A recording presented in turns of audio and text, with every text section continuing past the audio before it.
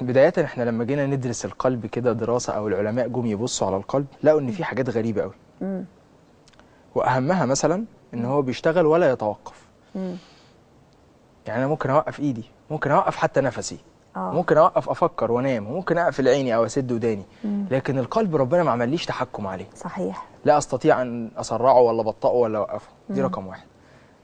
ومع ان احنا الواحد لو عمل ايده كده مثلا 50 60 مره هتتعبه، لكن لقوا ان القلب شغال على طول ولا يتعب.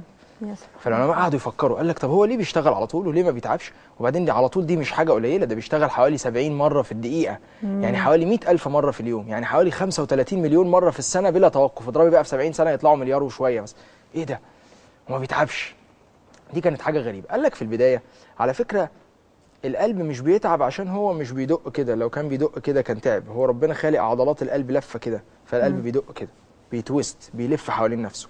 ودي ما عرفتهاش الا لما شفت عمليات القلب المفتوح اللي بتتعمل على القلب النابض، فبيضطر يقلب القلب عشان يزرع شريان من ورا، فبقيت اشوف القلب بيتويست كده.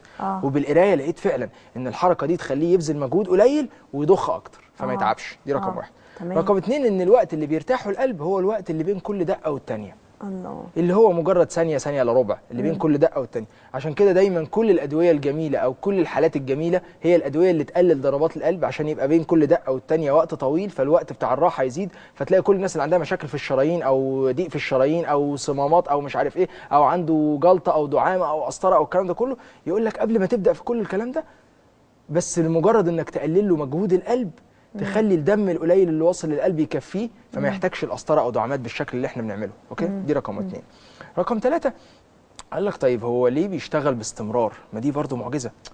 هو عضله وبتنقبض، اكيد جاي لها اشاره كهربائيه. ما انا مثلا في اشاره كهربائيه من الفص اللي في المخ لايدي عشان تتحرك، فايدي راحت انقبضت فاتحركت. طب معنى كده بقى ان في كهرباء جايه على القلب فبينقبض. قال لك طب فين الكهرباء؟ قال لك اكيد اكيد اكيد جايه من مركز في المخ، ما هو ده اللي بيطلع كهرباء لايدي ورجلي وكل حته. لكن لقوا ان ده مش صح، انك لو خدت القلب وقطعته وحطيته بعيد خالص هتلاقيه بيدق برضه.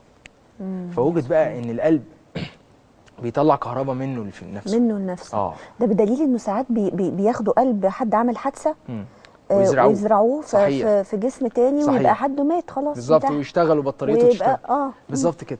ما دي حاجه عجيبه بقى. قال لك اصل ربنا خالق كهرباء المخ في المخ تحرك كل الجسم، لكن كهرباء القلب في القلب لوحده، في بطاريه في القلب. يا راجل في بطاريه في القلب؟ موجوده فين طيب؟ قال لك موجوده في الاذين الايمن. ما هو القلب احنا درسنا واحنا صغيرين في العلوم بقى والكلام اللي قال لك القلب ينقسم الى نصفين، نص يمين ونص شمال. هو قلب حته واحده كده زي قلب الخروف مثلا، بس هو من جوه ربنا قسمه نصين، نص يمين ونص شمال، وكل نص مقسوم اوضتين، اوضه كبيره كده اللي هي القلب شخصيا اسمها البطين، البطين الايمن والبطين الايسر، بطين يمين وشمال. وقال لك اوضه صغننه كده عامله زي الودنه فبيسموها الاذين، والاوضه دي ما بتعملش حاجه غير انها بتدي القلب للبطين عشان يضخوا للجسم. فبقى في اذين يمين واذين شمال وبطين يمين وبطين شمال. قال لك اهم واحد فيهم كلهم على الاطلاق، هو اكبر واحد وهو اهم واحد وهو القلب كله، وهو اللي الكلام عليه، وهو لو واحد قال الجلطه في القلب تضخم في القلب يقصده، هو البطين الشمال. ليه؟ قال لك لان هو ده القلب، وهو ده اللي بيضخ الدم الى كل اعضاء الجسم. عن طريق ايه؟ بيقول لك البطين الشمال ده، يعني القلب ما هو، كانوا يقولوا لنا كده القلب ما هو الا بطين شمال راكب عليه بطين يمين واذين يمين وشمال. فالبطين الشمال ده يقول لك هو المضخه الرئيسيه تضخ الدم في خرطوم كبير كده اللي هو الماسوره الام، اللي هو الشريان الاورطي، وذكر في القران اظن ثم لقطعنا منه الوتين. عشان كده احد عقابات ربنا الموت الفجأة، انفجار الشريان الاورطي، دي حاجه مميته في ساعتها.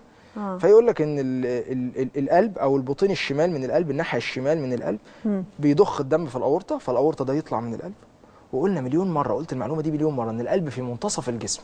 ايوه انا دي بقى سمعت، يعني قريتها على صفحتك وقلت ايه ده؟ ايه ده؟ طب ما القلب في الشمال، طول عمرنا القلب في الشمال، وقلبي قلبي قلبي قلبي وكده، ممثل ولا حاجه يتخبط طلقه يتخبط في قلبي وكده، واحنا كلنا لما قلبي بيوجعني او الكتف لما بيتوجع الشمال فنقول ده ساين انه في حاجه مشكله في القلب. اوكي، لا هذا خطأ. اقول لك على حاجه، شوفي واحد عامل عمليه في القلب وشوفي الجرح فين، هتلاقي الجرح في النص هنا. طب لو كان القلب في الشمال بقى بس هم بيفتحوا القفص الصدري عشان بالظبط يعني ياخدوا بقى يمين ياخدوا شمال. لا لا لا لا لا انه لا لا.